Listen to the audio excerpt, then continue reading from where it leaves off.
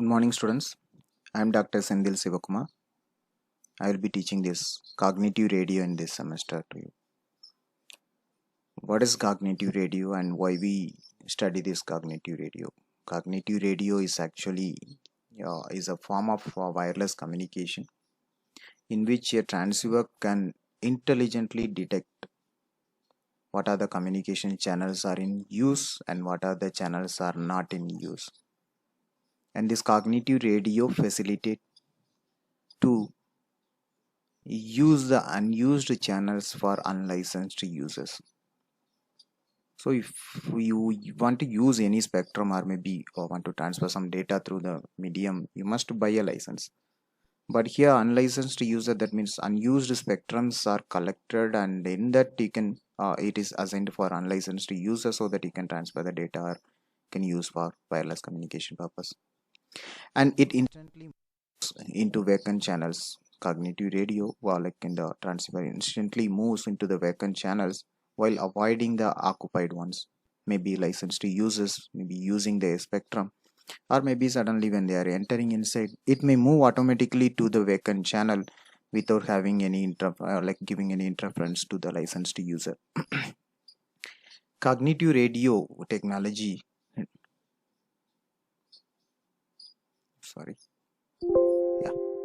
Cognitive radio technology is developed to overcome the spectrum scarcity due to the rapid development in wireless networks.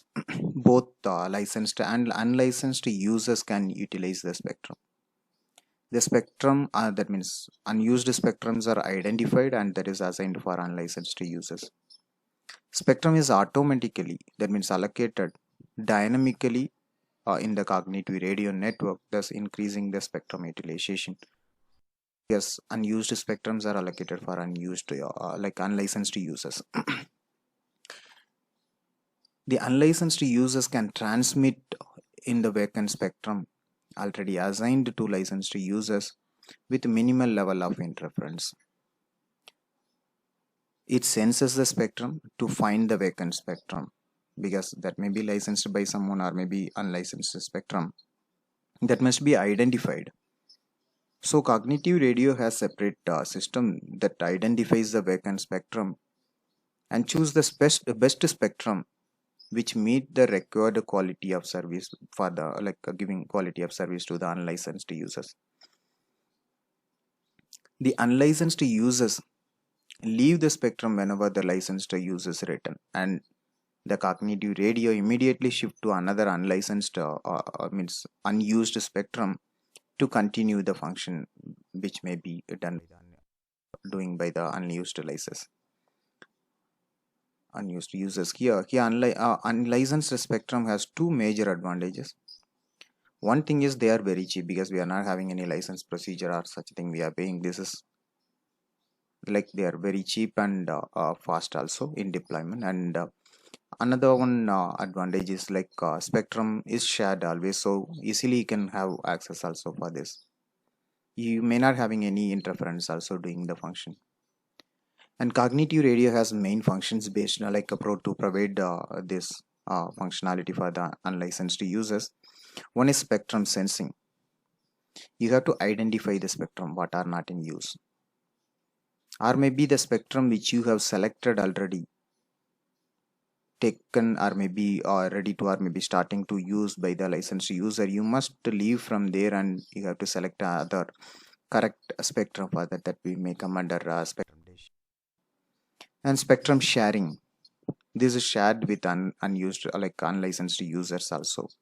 And spectrum mobility, these are the functions we have, those we can implement with logic blocks like here functional implementation. Those like cognitive radio function, spectrum sensing that we can implement through filter banks like spectrum decision, different algorithms we have similar to that for function whatever we use, that we'll be seeing in first part of this cognitive radio. And cognitive radio function here it allows to obtain the knowledge of its operational and geographical environment, and it established certain policies and internal states, so that we can say simply as cognitive radio's capability.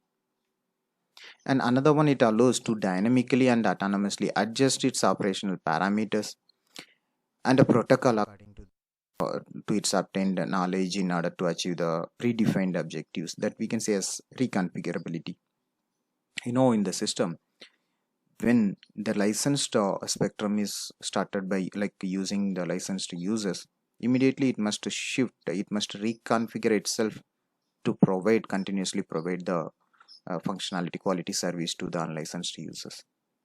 And the next another one, it allows to learn from results obtained. That means learning capability also available here with the cognitive radio. So as per part of our syllabus, these are the topics which are available as a first part of this cognitive radio. Filter banks, which we can represent digital filter banks, is a collection of filters which may have common input and common output. And filter having like uh, application level like spectrum analysis we may use, which may split the input signal into multiple or maybe different band signals, and again in the output side it will combine again back to give a common output signal. Like that functions we have here, maybe in the analysis of filter we may have some overlapping or maybe slightly overlapped functionalities. And another important characteristics that we may get from this filter bank are like this giving a bandwidth and spacing of center frequency in the filter of the filters. And in the implementation, the uniform filter banks are often preferred. The main reason is it is easy for in the realization with the help of like FFT algorithms and DFT approaches. Easily we can apply like in that. And the next topic about introduction to ADSL modem. ADSL is asymmetric digital subscriber line. Is a type of DSL broadband communication technology that we may use for connecting internet. It also more data to send through even telephone lines when compared to traditional modem lines. And this ADSL also has like certain facilities with modem with uh, like communicate with by a protocol. We can say simply as discrete multitone modulation technique, which is a form of frequency division multiplexing, that is discrete multitone modulation. And the bandwidth also normally we use with 8 kilohertz to some 1 megahertz range with multi-divided subdivided channels. And here we have another one important data stream also, like error can be easily corrected. That error correcting code is also available with this, which allows minor bit errors and noise that may occur can be corrected in the receiver end. And another important topic in this first part we have as a quadrature mirror filter bank, with which gives a constant and phase with frequency, constant phase with frequency. And this is like a perfect reconstruction condition we can get in the filter. This quadrature mirror filter offers that. And it has attempt like low pass prototype filters and some bands also we may use to define that, like pass band, stop band and transition band regions. That will be much useful for reconstruction in the output side. We can say like synthesis filter simply. And here this is having this QMF bank is having some unique features also, like aliasing, distortion, elimination, and computation complexity also very less, is very reduced level in that, and low bitrate also possible, and without even quality of speech signals. And QMF normally based on subband coders that provides natural sounding and pitch prediction, like some features we will be seeing under the topic. And the next one we have STFT, which is short time Fourier transform, is a Fourier related transform used to determine sinusoidal frequency and phase constant phase content values with the local signals. Like that, some features also this is also having, but this is having one major disadvantage, like if you have the time period is very short, it may give some uncertainty in frequency domain. In order to avoid that, we can increase the period in time and we can fix it. And the next most topic which is available in the first part of the syllabus is discrete wavelet transform, which performs wavelet analysis and that decomposes the signal into wavelet coefficients, and signal can be reconstructed again, and wavelet coefficients can be represented with the various like can be used for represent various frequency bands also. Like several ways are available, and this is also having some unique features than linear filtering. So with this part, how we can implement and how these parts will be helpful in the cognitive radio to sensing the unused spectrum, also to allocate, to take a right decision to allocate the spectrum for the unlicensed users, that we'll be seeing. And one by one we'll start from the next class, like filter bank and the different approaches what we have with the first part of this cognitive radio. Thank you.